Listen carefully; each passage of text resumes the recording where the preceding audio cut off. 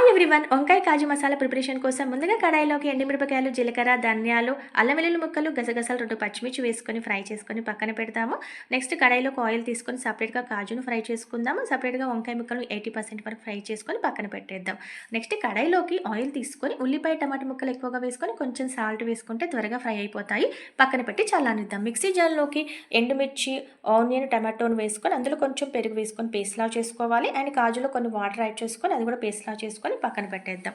Next కడాయిలోకి oil తీసుకొని అందులో కరివేపాకు, బిర్యానాకు, పసుపు వేసుకొని ఒకసారి కలుపుకొని ఫ్రై అయిపోయిన తర్వాత ఫస్ట్ మనం ఎండుమిర్చి, ఆనియన్, టమాటో పేస్ట్ వేసుకోవాలి. 5 మినిట్స్ మగ్గిన తర్వాత కాజు పేస్ట్ని వేసుకొని ఇది ఒక 2 మినిట్స్ మగ్గిన తర్వాత సరిపడినన్ని వాటర్, రాళ్ళుప్పు వేసేసుకొని ఇది ఒక 5 మినిట్స్ మగ్గిన తర్వాత 80% ఫ్రై చేసుకున్నాం కదా వంకాయ ముక్కలను వేసుకొని ఇంకొక 6 మినిట్స్ వీటిని మగ్గనిచ్చి గరం మసాలా పౌడర్ కొంచెం, కొత్తిమీర కొంచెం వేసేసుకొని ఒక 6 మినిట్స్ ఉంచేసి స్టవ్ ఆఫ్ చేసేసుకుంటే మనకి వంకాయ కాజు మసాలా రెడీ అయిపోతుంది.